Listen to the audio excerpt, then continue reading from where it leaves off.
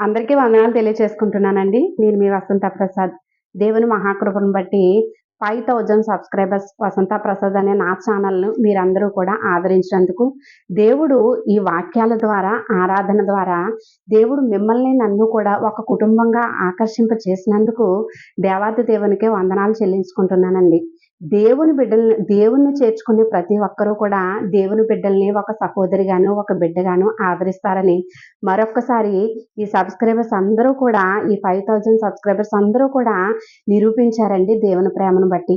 మరి ఈ ఛానల్ ద్వారా దేవాతి దేవుడిమే మాత్రమే మహిమ పొందాలని, మరి ఎవరు ఆకర్షించబడ్డా, ఎవరు నా చేత దేవుడు మాట్లాడించే మాటల ద్వారా ఆశీర్వదించబడ్డా, లేకపోతే దేవుని ప్రేమలో నిలబడటానికి నా ద్వారా మిమ్మల్ని ఏర్పరిచినా కూడా దేవాతి దేవుడు మాత్రమే ఆకర్షించాడని నమ్మండి. సమస్త ఘనత మహిమ దేవునికే చెందాలి. ఎందుకంటే నేను కూడా పరలోక రాజ్యానికి దేవుని వారసులుగా సిద్ధపడాలి. ఆయన ప్రేమను నేను కూడా పొందుకోవాలి. ఆయన ఆశీర్వాదాలతో మనందరం కూడా బలపడాలనే ఉద్దేశంతో దేవుని ప్రేమతో నేను ఈ ఛానల్ స్టార్ట్ చేశానని మీ అందరికీ కూడా చెప్పడం జరిగిందండి. అలాగే కూడా దేవుని ప్రేమతో మీ అందరూ కూడా ఆదరించారు. అలాగే ప్రతిరోజు కూడా దేవుడు నాకు ఏర్పరిచిన ఈ సబ్స్క్రైబర్స్ అందరినీ కూడా ఒక కుటుంబంగా నేను దేవునికి మొరపెట్టడం, వారి అవసరతల కొరకు, వారి ఆశీర్వాదాల కొరకు దేవుణ్ణి నేను మొరపెట్టడం, ప్రార్థించడం తప్పనిసరిగా జరుగుతుందండి. ఎందుకంటే దేవుడు నా కుటుంబంతో పాటు మిమ్మల్ని ఏర్పరిచిన ఒక కుటుంబంగా కూడా దేవుడు ఆశీర్వదించాలని నేనైతే ప్రతిరోజు ప్రార్థిస్తున్నాను మీ అందరి కొరకు. మరి నన్ను కూడా మీరందరూ కూడా దేవుని ప్రేమను బట్టి ఆదరించారు కాబట్టి మీకు ఎంతగానో నేను వందనాలు చెల్లించుకుంటున్నానండి. మరి ఈరోజు దేవుణ్ణి ఆరాధించే పాట పాడుతున్నాను. నిజానికి చెప్పాలంటే కొన్ని పాటల్లో అర్థం నిజంగానే మనకొచ్చిన ఆలోచనలను బట్టి ఎవరైనా రాసారా అని కూడా అనిపిస్తూ ఉంటుందండి. అందులో ఒక పాట ఈ పాట. ఎందుకంటే మనం ఒక్కొక్కసారి ఏమనుకుంటాము అనంటే గనక ఎంత నిస్వార్థం లేకుండా ప్రవర్తించినా కూడా స్వార్థపరులే ఈ లోకంలో ఎంతో మంచిగా కనపడుతున్నారు. స్వార్థం లేకుండా జీవించినా కూడా ఏ మంచి నాకు కనపడటం లేదు అని చెప్పేసి లోకాన్ని చూసి మనం విసిగిపోయిన పరిస్థితులు కూడా మనకి చాలా ఎదురయ్యే ఉంటాయండి. నాకు కూడా ఎదురైనయి. కానీ ఒకవేళ లోకాన్ని చూసి మనం అలా చిన్నబుచ్చుకున్నా కూడా దేవుడు దీర్ఘశాంతి కలవాడు కాబట్టి మనల్ని ఆశీర్వదిస్తాడని చెప్పేసి ఆయన చెయ్యి పట్టుకుని మనకి ఎన్ని శోధనలొచ్చినా నడిపిస్తాడు అని చెప్పేసి మరి శాంతానికి స్వార్థం లేకుండా జీవించడానికి తేడా ఏంటి అనేది కూడా దేవుడు చూపిస్తూ మనల్ని ఆశీర్వాదాలతో నడిపిస్తాడు అని చెప్పేసండి ఈ పాట ద్వారా నాకైతే గనక అర్థమైందండి. మరి ఈ పాట తప్పనిసరిగా పాడుకుందాం.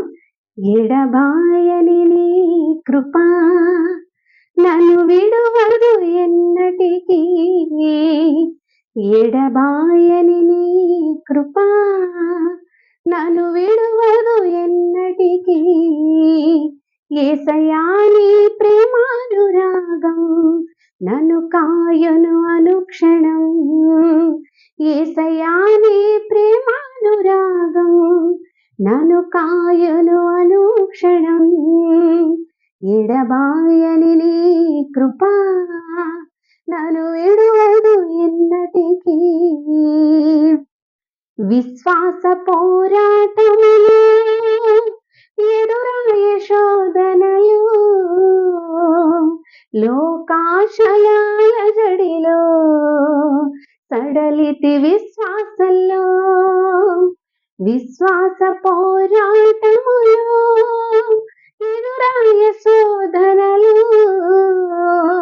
లోకాశయాల జడిలో సడలితి విశ్వాసంలో, దుష్టుల క్షేమం నీ చూచి ఇక నీతి వ్యర్థమని అనుకొనగా, దుష్టుల క్షేమం నీ చూచి ఇక నీతి వ్యర్థమని అనుకొనగా, దీర్ఘశాంతము గల దేవ నా చేయి విడువక నడిపించితివి, దీర్ఘశాంతము గల దేవ నా చేయి విడువక నడిపించితివి, ఎడబాయని నీ కృపా నన్ను విడువదు ఎన్నటికీ, ఎడబాయని నీ కృపా నన్ను విడువదు ఎన్నటికీ.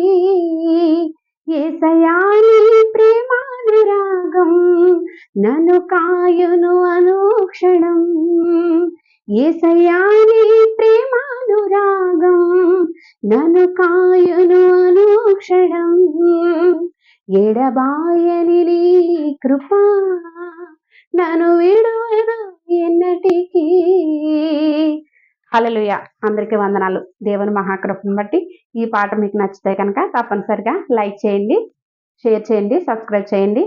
Thank you for watching. మీ వసంత ప్రసాద్.